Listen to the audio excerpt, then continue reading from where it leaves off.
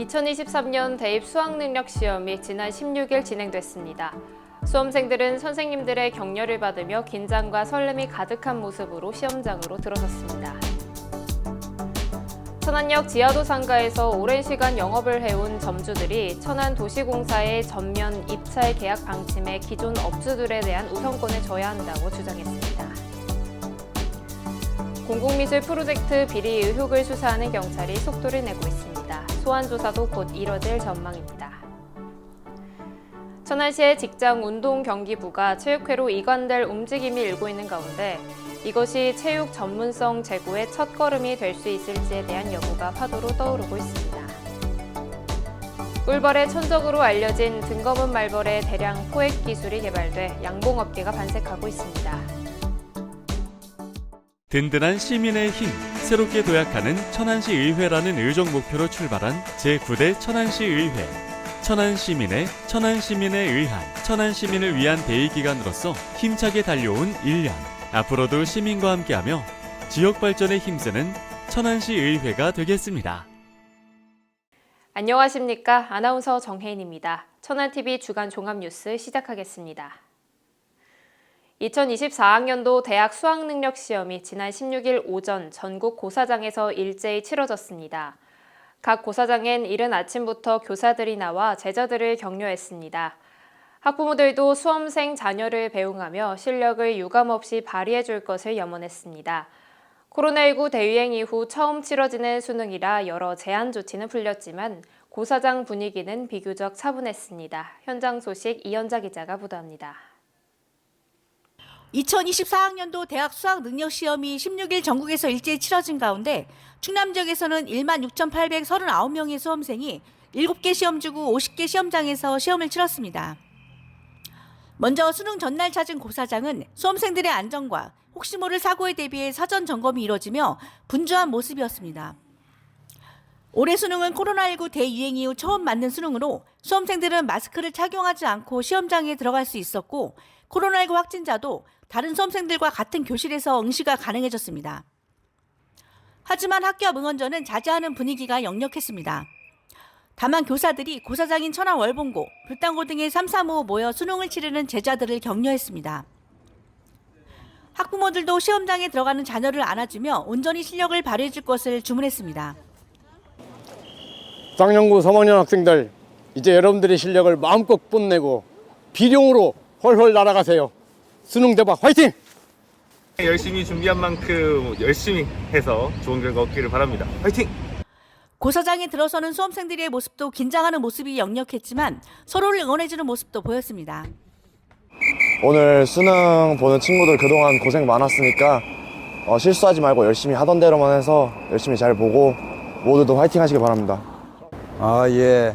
수험생 여러분 3년 동안 또는 그 이상 애썼습니다. 수고하셨고 보호자님들도 고생 많이 하셨습니다. 침착하게 그리고 따뜻한 분위기에서 여러분들이 오늘 시험 잘 봤으면 좋겠습니다. 여러분의 꿈을 응원합니다. 충남도의 교육위원회 구영서 부위원장도 고사장에 나와 수험생들을 응원했습니다. 이번에 이제 킬러 문항도 좀 없어지고 의대 정원도 늘어나는 것들 때문에 이제 많은 수험생들이 이번에 대학 수학능력 시험에 많이 참여를 했는데요. 여러분 노력한 결과에 따라서 좋은 결과 있을 거니까 힘내시고 화이팅 하십시오. 수능을 주관하는 한국교육과정평가원에 따르면 이번 2024학년도 수능에는 지난해보다 3,442명 줄어든 총 50만 4,588명이 지원해 시험을 치른 것으로 나타났습니다. 천안TV 이현자입니다. 천안의 원도심에 위치한 천안역 지하도 상가의 점주들은 많게는 30여 년, 짧게는 10년 미만 동안 장사를 해오고 있습니다. 천안시가 이곳을 관리할 당시에 상인들은 수의계약 형태로 입점을 했었지만 2014년 현 천안도시공사가 위탁 운영을 맡고 난 이후에는 공유재산 및 물품관리법에 따라 입찰을 통해 입점 계약을 하고 있었는데요. 천안도시공사가 위탁 운영을 한 지 10년째가 된 올해 관련 법에 따라 입점을 한 지 오래된 상인들은 다시금 계약을 위해 입찰에 참여해야 하는 상황입니다. 하지만 빈 점포가 아닌 기존에 있던 업체들까지 입찰에 임하는 건 불합리하다는 지적이 있는 것도 사실인데요. 관련 내용 최영민 기자가 취재했습니다. 천안역 지하도 상가는 지난 2014년부터 천안도시공사의 전신인 천안시 시설관리공단이 천안시로부터 위탁을 받아 관리 운영해오고 있습니다. 이곳 상가에 입점하기 위해선 공유재산 및 물품관리법에 따라 공개 입찰에 참여해야 하는데 한 번 계약을 하면 5년, 1회 연장을 하면 최장 10년까지 영업을 할 수 있습니다. 공사에서 위탁을 받은 후 처음으로 10년이 도래한 현재 본래 법대로라면 재입찰 계약을 해야 합니다. 하지만 이곳에서 오랜 시간 털을 잡고 영업해오던 일부 업주들은 빈 점포에 대한 입찰은 이해하지만 현재 장사를 하고 있는 점포까지 입찰에 참여하는 건 불합리하다고 지적합니다. 비어있는 상가를 하는 게 아니라 있는 사람을 왜 입찰을 하는지 그게 도무지 이해 안 가고 뭐 돈을 안 내겠다는 것도 아니고 입찰 방식으로 안 하고 그냥 수기 계약으로 그냥 하던 대로 하자. 왜냐면 입찰했다가 혹시라도 누가 돈 10,000원이라도 더 넣어서 하면 진짜 빼야 되는 거지. 이거에 대해서는 시설공단이나 누구든 보장을 안 해준다는 얘기거든요. 이 문제와 관련해 상인회 측과도 만남을 가졌다는 시 관계자는 현행법에 따라 입찰을 진행해야만 한다면서 나름대로의 고충을 토로했습니다. 그분들은 수의계약을 해달라고 말씀을 하시는데 저희들이 수의계약 해줄 방법이 도저히 없으니 저희들 도와줄 수 있는 방법은 입찰할 때 천안시로 지역 제한 주고 그분들만 들어와서 할 수 있게끔 했으면 좋겠는데 어떤 놈이 들어올지는 모르니까 그건 저희. 상인회 측도 현행법에 대한 내용을 인지하고 현재 입점해 있는 업주들에 대한 우선권 등을 요청하면서 입찰을 받아들이겠다는 입장을 내비쳤습니다. 천안TV 최영민입니다. 충남을 비롯해 충북, 세종, 대전 등 충청권 4개 시도지사가 모여 함께 충청시대를 만들어가겠다는 선포식을 가졌습니다. 이들은 충청권 메가시티를 반드시 이뤄내겠다는 굳은 의지를 다졌습니다. 박승철 기자가 관련 내용 보도합니다. 김태흠 충남도지사를 비롯해 김영환 충북지사, 최민호 세종시장, 이장우 대전시장 등 충청권 4개 시도단체장들이 함께 충청시대를 만들어보자며 의기를 통합했습니다. 그동안 이들 4개 시도는 충청권 상생협력기획단을 운영하면서 지난해 충청권 특별지방자치단체 설립을 위한 연구용역 등을 진행했습니다. 또한 올 1월 이를 전담할 한시적 기구로 합동추진단을 출범시켜 초강력 협력을 이어오고 있습니다. 충청권이 준비된 메가시티라고 주장하고 있는 이들은 앞으로도 공동노력과 대응을 약속하고 국가 차원에서도 가감한 지원을 촉구한다는 방침입니다. 국가 균형 발전이라는 그런 측면에서의 이 메가시티 이 구성은 국가 차원에서 적극적으로 추진을 해야 된다고 생각을 합니다. 그 과정 속에서 수도권보다는 지금 지방이 더 여러 가지 어려운 그런 환경이기 때문에 지방이 선행돼야 된다는 그런 생각을 갖고 있습니다. 앞으로 4개 시도와 합동추진단은 충청권 특별지방자치단체 추진 의지를 다지면서 성공적으로 출범할 수 있도록 적극 협의하기로 했습니다. 천안TV 박승철입니다. 천안TV는 지난 9월 이후 지속적으로 공공미술 프로젝트 비리 의혹을 보도해왔습니다. 보도 이후 지역 예술인과 시민사회에선 파장이 일었지만 정작 감독권을 행사해야 할 아산시는 미온적인 태도로 일관했습니다. 하지만 사건을 수사 중인 아산경찰서는 수사에 속도를 내는 양상입니다. 자세한 소식 지우석 기자가 전합니다. 공공미술 프로젝트 비리 의혹 사건을 수사 중인 아산경찰서는 조만간 피의자를 소환해 진술을 확보하겠다는 입장을 밝혔습니다. 이르면 이번 주 참고인 조사도 이루어질 전망입니다. 아산시도 뒤늦게 감사에 착수한 것으로 파악했습니다. 이 사업을 주관한 한국미술협회 아산지부는 관련 지출 내역에 대해 아산시가 감사를 벌이는 중이며 사업 예산 약 4억에 대한 지출 내역이 정당했는지 경찰이 조사를 하고 있다고 공문으로 알렸습니다. 하지만 의혹의 당사자들은 혐의를 강하게 부인하고 있습니다. 먼저 전 지부장 황모 씨는 입장문을 통해 임대차 계약 과정에서 계약 내용이 변경된 경우에 대해 해명했습니다. 그러나 자신이 2021년 1월부터 4월까지 13차례에 걸쳐 인건비 조로 6,300여만 원을 받은 데 대해선 언급하지 않았습니다. 일감 몰아주기 의혹을 받는 I업체 대표 조모 씨, 그리고 조 씨와 유착한 것으로 의심받는 아산시청 A국장 역시 관련성을 부인하고 있습니다. 제가 그 친구를 도와줄 이유는 사실 없다라고 생각돼요. 그 친구가 내 도움이 시에 있는 어떤 내 도움을 줄 수 있는 위치에 있다라고 만약 있을 경우에 줘야 될 만한 그런 이유가 사실은 없어요. 그리고 사실 그 친구가 제가 봤을 때는 제가 아니더라도 각 실과에서도 계약을 굉장히 많이 해요. 이 같은 부인과 달리 조 씨는 현 사무실 바로 맞은편에 신사하고 신축 중이고, 이렇게 이 업체가 사세를 키울 수 있었던 건 아산시로부터 입은 티켓 때문이라고 지역 예술인들은 의심합니다. 지역 예술인들은 이대로 의혹이 무마돼서 안 된다며 엄정히 수사하라고 경찰을 압박했습니다. 천안TV 지우석입니다. 천안시에는 현재 장애인 종목을 포함한 4개의 직장 운동경기부 팀을 보유하고 있는데요. 천안시 의회에서 이들 직장 운동경기부를 천안시 체육회와 천안시 장애인 체육회에서 위탁 운영을 할 수 있도록 하는 조례를 준비하고 있다고 합니다. 이와 관련해 각 체육회들도 환영의 목소리를 내고 있다고 하는데요. 최영민 기자가 관련 소식 단독 보도합니다. 천안시의회는 제264회 제2차 정례회에서 심의할 조례 중 하나로 천안시청 직장운동경기부 설치조례 일부 개정 조례안을 입법 예고했습니다. 유영채 행정안전위원장이 대표 발의한 이번 조례는 현재 천안시에서 운영 중인 볼링, 철인 3종, 체조, 좌식 배구 등 4개 종목팀을 천안시 체육회와 천안시 장애인 체육회에서 위탁 운영할 수 있도록 하는 내용을 골자로 하고 있습니다.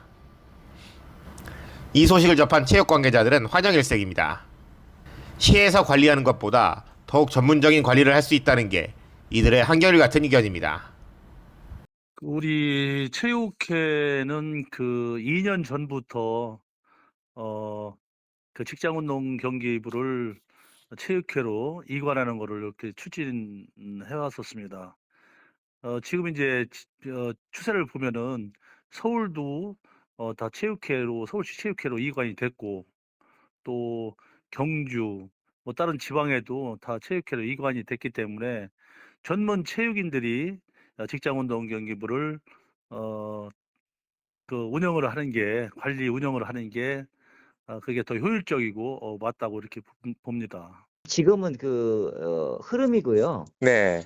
다른 전국적으로도 각 체육회에 이관하는 것들이 지금 효율적인 어떤 선선 운영 및 관리 어떤 그런 것들 때문에도 지금 그렇게 흐름으로 가고 있고, 우리 특히 장애인 직장운동경기부만 얘기한다면은 지금 체계적인 관리하고 어떤 전문성 제고라든지 이런 것들이 필요한데, 지금 우리 체육관에서 지금 운동하고 있는데 시에서는 이렇게 뭘 떨어져 있잖아요. 관리하라는 것들이 쉽지 않잖아요. 그렇죠. 네. 그래서 저희들이 선수들의 어떤 권리 향상이라니까 원활한 소통, 지도자들하고 감독 코치죠. 그런 지도자들하고 이렇게 소통하는 것들도 좀 떨어져 있으면은. 이러한 상황에서 또 다른 측면에서는 이 팀들이 장차 지역의 스포츠클럽 형태로 변화해 지역민들이 함께 발전시킬 수 있는 방향으로 가야 한다는 주장도 고개를 들고 있습니다.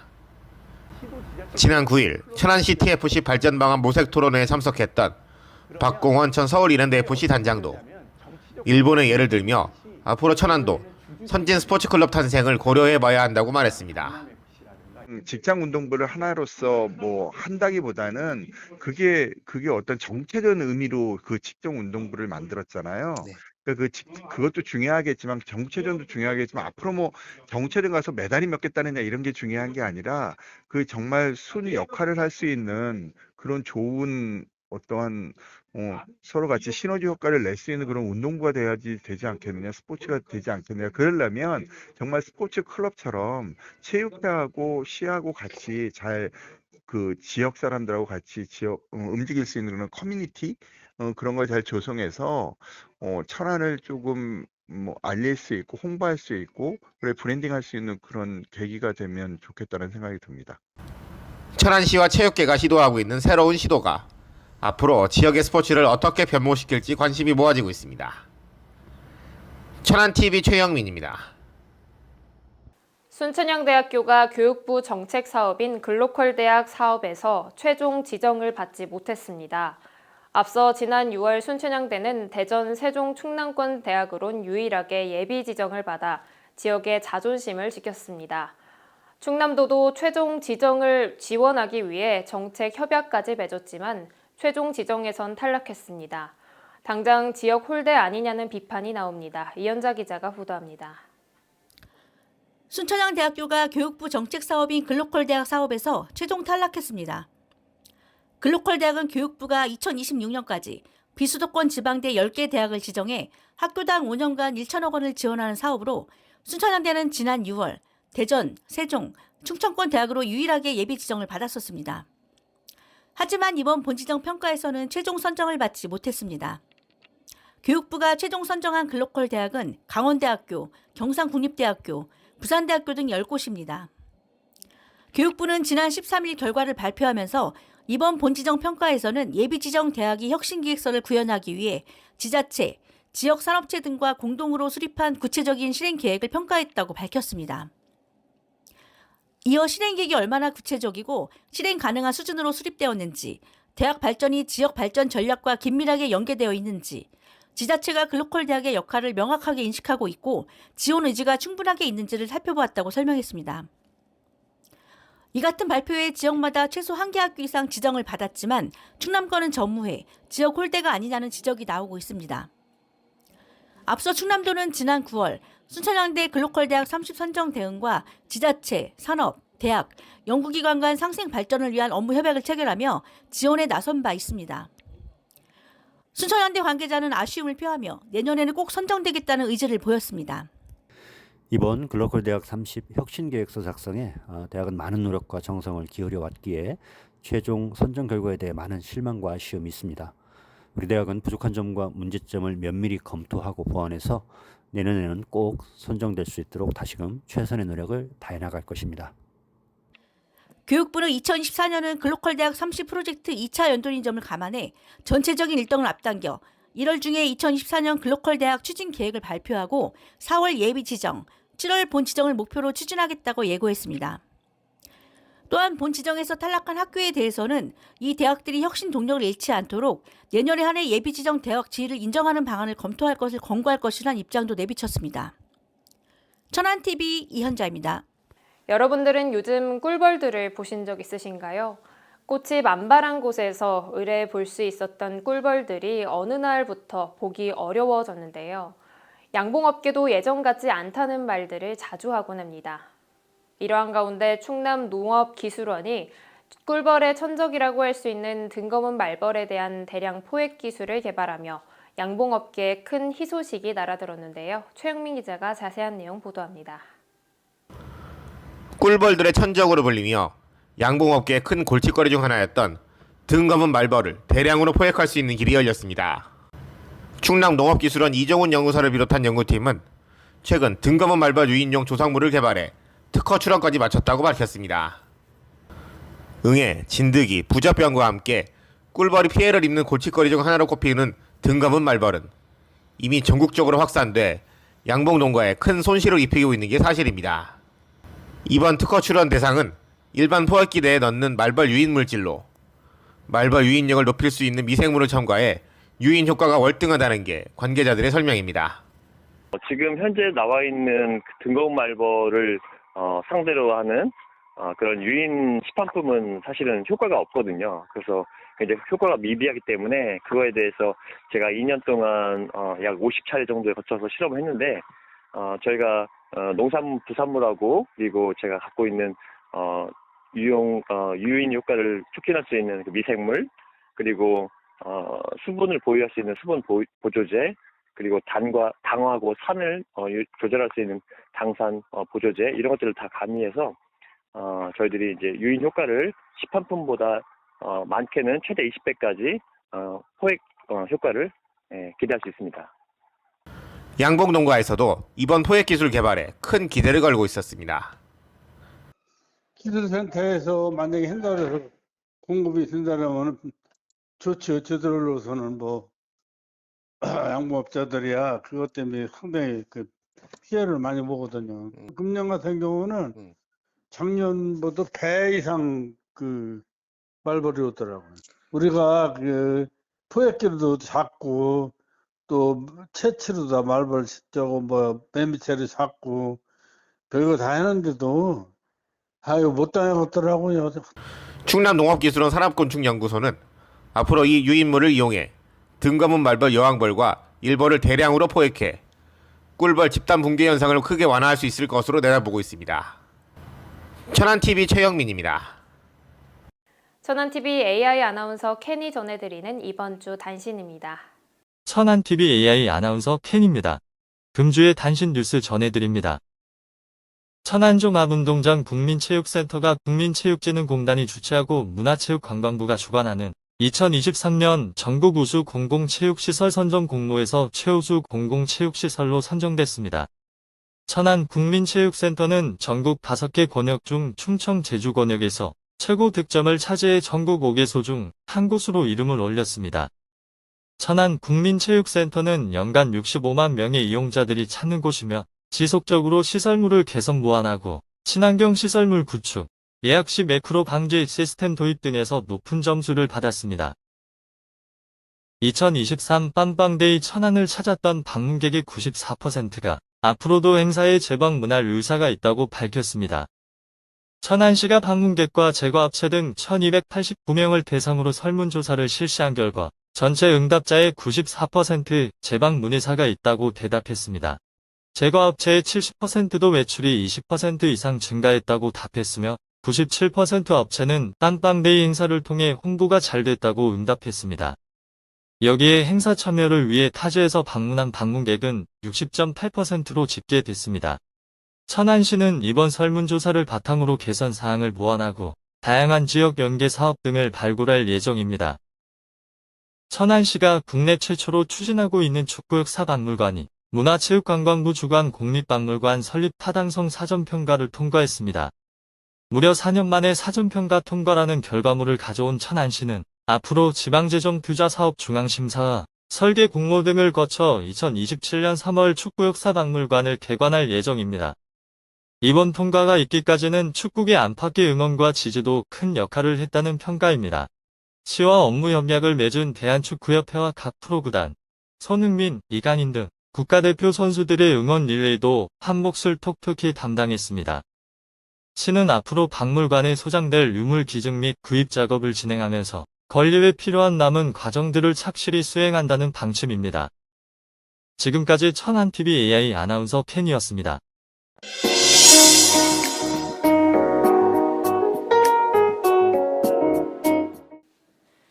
천안TV 초대석, 오늘 이 시간에는 국회의원 4선, 충남도지사를 지낸 후 현재 다 함께 잘 사는 세상을 통해 소통의 장을 이어오고 계시는 양승두 이사장님을 모시고 이야기 나눠보도록 하겠습니다. 안녕하세요. 예, 안녕하세요. 반갑습니다. 네, 반갑습니다. 그동안 어떻게 지내셨는지 근황 먼저 알려주시죠. 예, 제가 지난번에 우리 천안 시민들, 충남 도민들이 많은 성원을 해줬음에도 불구하고 선거에 패배했습니다. 그래서 먼저 저희 부족함 때문에 선거 패배해서 우리 천안 시민으로부터 지지자 여러분의 커다란 상실감과 아픔을 준 것에 대해서 참회 시간을 갖고 있었다 말씀드리고요. 두 번째는 우리 민주당 중앙당에서 참 좋은 지방정부 위원장을 맡아서 그 활동도 하고, 세 번째는 다 함께 잘 사는 세상, 줄여서 다잘세라는 이 사단법인을 동료들과 만들어서 그 활동도 하면서 또 이제 생계 문제 때문에도 하여튼 제가 그 고문 변호사로서 활동하고 있다. 그게 최근의 근황이라고 말씀드릴 수가 있습니다. 네, 좋습니다. 앞서 소개해드린 대로 다 함께 잘 사는 세상이라는 단체를 이끌고 계신데요. 단체 소개도 부탁드릴게요. 예, 여러분 우리 대한민국이 세계 13위권의 강대국입니다. 경제 대국이죠. 또 나가서 수출만도 세계 6위권이 수출되고 이런 자랑스러운 나라임에도 불구하고 여러 가지 우리가 믿을 수 없는 정말 안타까운 그 통계가 여러 가지가 있죠. 예를 보면 작년에 한 스스로 목숨을 끊은 자살자만 해도 한 12,906명 정도로 자살률 자체가 OECD국가에서 압도적 1위가 아니겠습니까? 이런 문제가 있죠.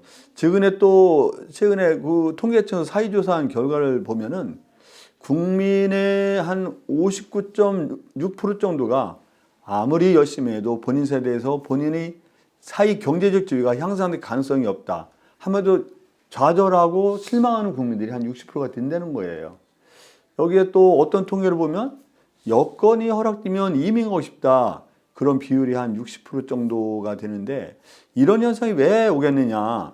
여러 가지 원인이 있지만 가장 커다란 원인은 저는 사회 양극화 현상 때문이라고 생각합니다. 네. 이 극심한 사회 양극화 현상 때문에 내가 아무리 열심히 해도 극복할 길이 없다. 이런 게 이제 사회 양극화 아니겠습니까?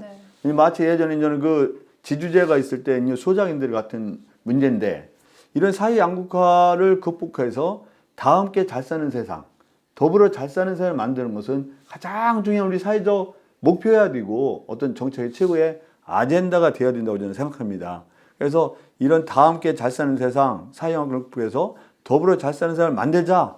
그런 뜻을 갖고 출범한 우리 단체가 사단법은 다 함께 잘 사는 세상, 줄여서 다잘세다 이렇게 말씀드릴 수가 있죠. 아무래도 총선 이야기를 빼놓을 수가 없을 것 같은데요. 일찌감치 총선 준비에 들어갔던 것으로 알고 있습니다. 도지사 재임 당시 주장했던 3대 위기 극복을 위해서 만약에 국회에 다시 들어가시게 된다면 어떤 준비를 하실 생각이신지 궁금해요. 뭐 일찌감치 총선 준비는 아니다 이렇게 먼저 말씀드리고요. 지금 이제 도정의 3대 목표가 우리가 사회 양극화, 저출생, 고령화, 기업화인 충남. 그래서 4대 목표가 있었거든요. 기업하기 좋은 충남을 통해서 어떤 재정적 뒷받침을 튼튼히 하자. 또 더불어 잘 사는 사회 양극화를 극복해서 더불어 잘 사는 충남을 만들자. 또 저출생, 저출산 문제를 극복하기 위해서 아이 키우기 좋은 충남을 만들자. 또 심각한 고령화 사회를 맞이해서 어르신 충남을 만들자. 이런 그 4대 목표가 있었습니다. 네. 이런 4대 목표를 도정해서 여러 가지 방법을 통해서 우리가 실현하고자 노력을 했었는데요. 예를 들어서 뭐 75세 이상 어르신 버스비 무료라든가 18세 이하 청소년들 버스비 무료라든가 아니면 고등학교 무상교육이라든가 무상급식 네. 또 사립유치원 무상교육 민간 어린이집 무상보육 뭐 농어민수당 이런 여러 가지 했는데 이런 문제를 국회에 들어가서 이런 문제를 해결하기 위해서 좀 그 앞장서야 되겠다. 뭐 예컨대 대한민국의 커다란 문제를 할 수 있는 우리가 이 대기업과 중소기업의 임금과 복지 수준 차이를 어떻게 극복할 것이냐의 문제. 또 한 812만 임금 노동자의 한 37%에 달하는 812만 명에 달하는 비정규직 문제를 어떻게 풀어낼 것인가의 문제. 또 지금 아시다시피 지방은 소멸 과정으로 가고 있지 않습니까? 이런 심각한 지방 소멸을 맞이해서 국가 균형 발전을 통해서 지방 소멸을 막고 국가가 지속 가능한 발전을 깨하자는 위해서 이런 그 균형 발전을 어떻게 할 것인가의 문제. 이런 문제에 착안해서 우리 사회에 현안 문제를 쓰는 여러 가지 문제를 풀어낼 수 있도록 의정 활동을 할 계획이죠. 네, 알겠습니다. 4선 의원을 지내고 도지사를 역임하셨습니다. 다시금 출마를 결심한 이유가 있으실까요? 먼저 여러 가지 원인이 있겠습니다만 먼저 저희가 어떤 도정을 통해서 아니면 지난번에 의정을 통해서 꿈꾸는 것을 한번 국정에 한번 실현을 하는 전국적으로 실현하는 그런 제도와 법률을 만들고 싶다는 거죠. 뭐 아까 말씀드린 대로 예컨대 농어민수당 같은 경우는 사실 도비와 시군비가 들어가는 건데 이거는 사실 중앙정부가 좀 부담하는 게 맞다고 생각이 들어요. 예컨대 그런 거라든가 지금 충청남도 같은 경우는 사립유치원이 무상이란 말이에요. 아마 특활비 한 2만 원 정도 그 정도 받고 받지 않는 데 있고 다 무상이에요.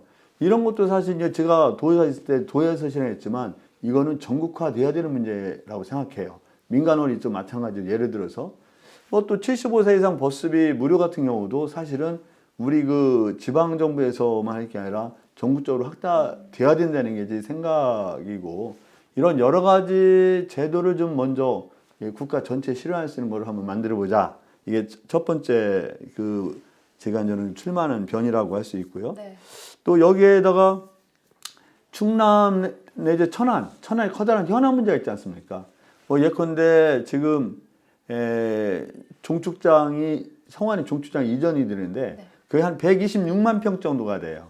한 26년 말까지 전라남도로 이전했는데 그럼 이 126만 평을 뭐로 채울 것인가? 제가 이제 도지사 있을 때도 이런 용역을 줘가지고 이를 뭐로 채울 거니까 그런 용역도 주고 용역 결과도 발표한 바가 있는데 이거 굉장히 중요하거든요. 이 126만 평의 첨단 국가산업단지로 윤석열 정부 지정은 했지만 여기에 뭐를 채울까에 대해 구체적으로 우리가 고민하고 우리 천안의 발전, 충남의 발전 아니면 대한민국 발전에서 여기를 뭐를 채울까 굉장히 고민해야 되는데 이런 것도 우리가 내년에 당선이 되면 이 문제 적극적으로 좀 해결했으면 좋겠다. 이런 말씀을 드리고요. 또 개인적으로는 우리 제가 이 민주당 당원이지 않습니까? 민주당 당원으로서 저희 지역구, 제가 출마하는 지역구의 승리뿐만 아니라 천안의 승리, 또 충남의 승리를 견인해서 어떤 민주당의 승리를 견인하는데 나름대로 역할을 하자. 제가 이제 고맙게도 아까 말씀드린 대로 4선에 충남도지사를 지내지 않았습니까? 또 당으로서는 최고위원도 지내고 제가 사무총장도 지내지 않았습니까? 그래서 그런 내년에 당선이 되면 제가 5선이 되는데 이런 5선의 어떤 중진으로서 이런 여러 가지 역할을 하겠다는 게 또 나름대로 출마의 변이라고 볼 수가 있죠. 네, 응원하도록 하겠습니다. 지역 정치 개혁을 위해서 또 본인만이 가진 소신이 있으시다면 그것도 말씀을 해주시죠. 글쎄요, 몇 가지가 있는데요. 먼저 이제 대한민국 그 국회는 지금 현재로서는 300명인데 지역구가 253개에 비례대표가 47명이에요. 근데 문제는 비례대표 47명은 충남이라든가 뭐 충북이라든가 지역에서 아무리 활동을 하는 사람도 비례대표에 포함되는 게 굉장히 어려워요. 근데 실제로 비례대표는 거의 서울과 경기를 중심으로 한 비례대표 의원으로 선출되는 게 대부분 아니겠습니까? 이거는 안 된다. 그러면서 저는 우리 지역정치 개혁을 해서라도 우리가 영남에서도 우리 민주당 국회의원들이 여러분이 당선돼야 되고 호남에서도 국민의힘 국회의원들이 여러분 당선돼야만 됩니다. 그러기 위해서는 그 1차적으로 비례대표를 권역별 비례대표로 하자. 그래서 충청권 아니면 경상권, 전라권 또 논의되는 북부권, 중부권, 남부권으로 권역별 비례대표제라면 지역에서 활동하고 지역을 대표하시는 분들이 비례대표 진입하고 이분들이 비례대표 진입함으로써 이런 어떤 의정활동을 바탕으로 해가지고 나중에 지역구에 또 더 커다란 일을 할 수 있는 거 아니겠습니까? 그래서 비례대표, 권역별 비례대표는 지역정치 개혁을 해서 좀 반드시 필요하겠다. 그런 말씀을 좀 드리고요. 여기 지역정치의 또 중요한 게 뭐냐면 지금 지방은요, 소멸화 과정입니다. 소멸화는 막 과정이 있죠. 예를 들어서 충남만 해도 1년에 태어난 아이가 한 군에 100명이 안 되는 인지가 있어요. 그리고 그 출생아 대비 그 사망자, 돌아가시면 되면 8배인 군도 있거든요. 이런 건 지방소멸은 아주 명확관화합니다. 그래서 이런 거를 하기 위해서도 이런 문제를 해결하기 위해서도 국세와 지방세 비율이 지금 74대 한 26 정도 되거든요. 이거 갖다 우리가 국세 지방세 비율을 7대3 아니면 궁적으로는 6대4 정도로 우리가 비율을 높여야만 지방정치가 제대로 개혁이 되고 지방정치가 아니면 살아나는 게 아닌가 이런 생각이 들고요. 거기다 한 가지만 좀 말씀드리면 뭐 많은 분이 주장하지만 이제 지방의원들 있잖아요. 그 시의원님들, 군의원님들, 도의원님인데 이분들이 공천 문제도 한번 우리가 좀 진지하게 좀 검토를 해야 되지 않겠냐. 그리고 여러 가지 여건을 만들기가 쉽지는 않겠지만 지방의회 의원이라든가 아니면 시의원, 군의원, 도의원 같은 경우는 어떤 경선이라든가 이런 그 투표 과정에 토론 자체가 없어요. 어떻게 깜깜이 선거에다가 정당을 보고 그 투표하는 경우가 굉장히 강하거든요. 이건 우리가 좀 노력을 기울여서라도 어떤 그 시의원님이라든가 도의원님들 이런 거 할 때는 반드시 토론을 좀 의무화해서 우리가 양질의 정치인, 지역 정치인이 배출될 수 있는 시스템을 만들어야 된다는 게 우리가 지방정치 개혁을 반드시 필요하다. 그런 생각이 듭니다. 네, 알겠습니다. 그러면 마지막으로 천안TV 시청자분들께 한 말씀 해주시는 것으로 오늘 인터뷰를 마무리해보려고 합니다. 예, 이렇게 만나 뵙게 대단히 반갑다는 말씀을 먼저 드리고요. 뭐 우리 국민 모두가 러시아 우크라이나 전쟁, 더구나 이스라엘 팔레스타인의 그 여러 전쟁을 해서 굉장히 어렵습니다. 한마디로 고금리, 고물가, 고환율 삼국의 고통을 안고 있는 게 현재 대한민국의 자영업자를 비롯한 사회적 약자, 소외계층의 삶이라고 할 수 있습니다. 이런 문제를 우리가 반드시 정치권에서, 행정에서 아니면 경영에서 극복할 수 있는 바탕을 마련해야 되는데 이런 여러 가지 상황, 힘든 상황이지만 국민들께서 정말 희망을 갖고 용기를 갖고 잘 한번 이겨내십사 그런 말씀을 드리고요. 지금이 아마 11월 중순 정도인데 남은 한 해 이제 얼마 남지 않았습니다. 금년 한 해 23년도 마무리 잘 하시고 24년도에는 23년보다 훨씬 나은 한 해가 되면서 늘 건강하시고 행복만 가득하시기를 진심으로 기원합니다. 네, 좋습니다. 다 함께 잘 사는 세상 만들어 가시는 이사장님 응원하도록 하겠습니다. 오늘 인터뷰 감사합니다. 네, 고맙습니다. 지난 16일 전국에서 50만 수험생이 일제히 대학 수학능력 시험을 치렀습니다. 무엇보다 그간 시험 준비에 애쓴 수험생들과 학부모들께 정말 수고 많으셨다는 말씀 전하고 싶습니다. 이른 아침부터 수능을 치르는 제자들을 격려하기 위해 고사장에 나온 선생님들의 모습을 보면서 아직 교육 현장에 온기는 남아있음을 실감했습니다. 선생님들께도 감사 인사를 전합니다. 또 대학 진학이 아닌 자신만의 꿈을 선택한 청소년들도 분명 있습니다. 이 청소년들의 꿈 역시 천안TV는 응원합니다. 모두 수고하셨습니다. 뉴스 마칩니다. 시청해주신 여러분 고맙습니다.